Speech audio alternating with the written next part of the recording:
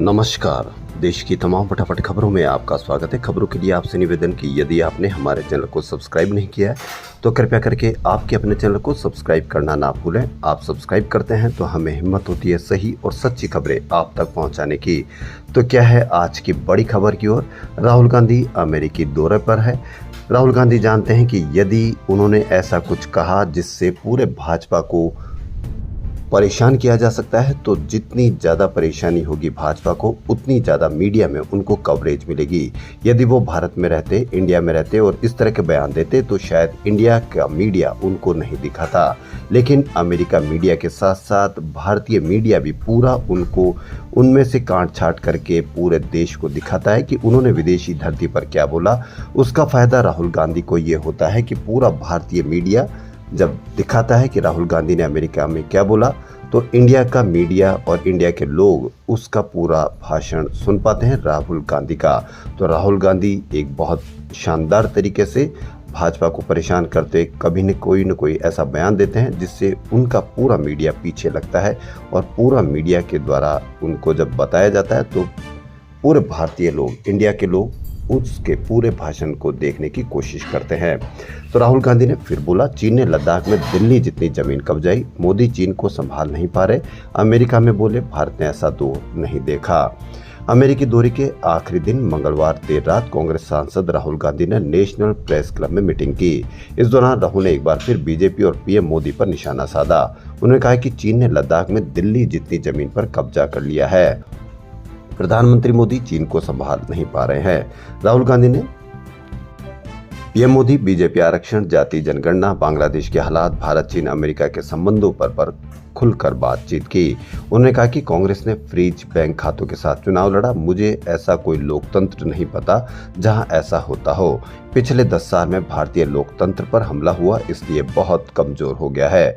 राहुल गांधी बुधवार को वॉशिंगटन के कैपिटल हिल में अमेरिकी कांग्रेस के कई नेताओं से मुलाकात करेंगे। इसके अलावा थिंक टैंक के साथ बातचीत भी करेंगे। इसके बाद शिकागो के लिए रवाना हो जाएंगे। भारत की राजनीति पर उन्होंने कहा कि 2014 से लेकर अब तक भारत में राजनीति नाटकीय रूप से बदल गई है। हम ऐसे दौर में पहुंच गए जो हमने भारत में पहले कभी नहीं देखा था। यह आक्रामक हमारे लोकतांत्रिक ढांचे की नींव पर हमला है। मणिपुर में 2 दिन से चल रहा स्कूल कॉलेज के छात्र छात्राओं का प्रदर्शन मंगलवार को हिंसक हो गया। उन्होंने राज्य सरकार को अपनी 6 मांगे सौंपी थी और उन्हें पूरा करने के लिए 24 घंटे का अल्टीमेटम दिया था, लेकिन जब सरकार से कोई जवाब नहीं मिला तो करीब 2500 छात्र छात्राएं आक्रोशित हो गए। माहौल न बिगड़े इसलिए राज्य सरकार ने सुबह 11 बजे इम्फाल ईस्ट और वेस्ट जिलों में कर्फ्यू लगा दिया। इम्फाल वैली के 5 जिलों में इंटरनेट, मोबाइल डेटा और ब्रॉडबैंड सर्विस 15 सितंबर दोपहर तक सस्पेंड कर दी। लेकिन फिर भी मणिपुर में हिंसा रुकने का नाम नहीं ले रही है। बारामूला के सांसद राशिद इंजीनियर को प्रचार के लिए 2 अक्टूबर तक अंतरिम जमानत मिल गई है। लोकसभा चुनाव में उन्होंने पूर्व सीएम उमर अब्दुल्ला को 2 लाख से ज्यादा वोटों से हराया था। जम्मू कश्मीर में आखिरी चरण के वोट 1 अक्टूबर को डाले जाएंगे। माकपा के राष्ट्रीय महासचिव सीताराम येचुरी की हालत गंभीर है। उन्हें नई दिल्ली स्थित एम्स में आईसीयू में रखा गया है। येचुरी को 19 अगस्त में सीने में संक्रमण के बाद भर्ती कराया गया था। अब आप जितना सड़क पर चलोगे उतना ही टोल लगेगा। जी हां, देश में ग्लोबल नेविगेशन सैटेलाइट सिस्टम आधारित टोल कलेक्शन सिस्टम लागू हो गया। सड़क परिवहन व राजमार्ग मंत्रालय ने मंगलवार को इसके संशोधित नियम जारी किए हैं। अधिसूचना के अनुसार जीएनएसएस से लैस निजी वाहनों से नेशनल हाईवे पर रोज 20 किलोमीटर की दूरी तक कोई शुल्क नहीं लिया जाएगा। वे 20 किलोमीटर से अधिक जितनी दूरी तय करेंगे उतनी ही दूरी का टोल वसूला जाएगा। फायदा उन्हीं वाहनों को होगा जो फिलहाल जीएनएसएस से लैस है। चूंकि इनकी संख्या अभी कम है इसलिए व्यवस्था फिलहाल हाइब्रिड मोड पर काम करेगी। विधानसभा चुनाव के लिए भाजपा ने मंगलवार को 21 प्रत्याशियों की दूसरी सूची जारी कर दी है। कुल 90 सीटों में से 87 टिकट घोषित हो चुके हैं। 56 नए चेहरे हैं। वहीं भाजपा के एक नेता को पाकिस्तानी सेना के अधिकारी से हाथ मिलाते फोटो वीडियो वायरल होने पर कंवलजीत सिंह अजराना ने पिहोवा सीट से टिकट लौटा दिया। अजराना के पीएम मोदी के लिए गलत शब्द बोलने के भी वीडियो सामने आए हैं। उत्तराखंड में मानसूनी सीजन में इस बार भूस्खलन की घटनाएं रिकॉर्ड स्तर पर पहुंच गई। हैरानी की बात यह कि मानसूनी बारिश सामान्य कोटे से महज 2% ही ज्यादा हुई है। अमेरिका में राष्ट्रपति पद की उम्मीदवार डोनाल्ड ट्रंप और भारतवंशी कमला हैरिस के बीच प्रेसिडेंशियल डिबेट हुई। दोनों ने 90 मिनट तक प्रवासियों, इकोनॉमी, विदेश नीति, संसद में हिंसा जैसे 6 मुद्दों पर बहस की। डिबेट शुरू होने से पहले कमला ट्रंप के पोडियम तक पहुंची और उनसे हाथ मिलाया। डिबेट के दौरान ट्रंप ने कहा कि वे राष्ट्रपति चुनाव जीतने के 24 घंटे के अंदर रूस यूक्रेन जंग रुकवा देंगे। इस पर जवाब देते हुए कमला हैरिस ने कहा कि अगर आप राष्ट्रपति होते तो पुतिन इस वक्त कीव में बैठे होते और लंच में आपको खा रहे होते।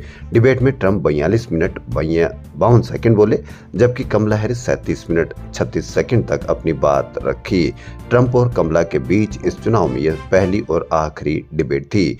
कमला ने पहली बार राष्ट्रपति चुनाव की बहस में हिस्सा लिया, जबकि ट्रंप 2016-24 तक 5 बार डिबेट में हिस्सा ले चुके हैं।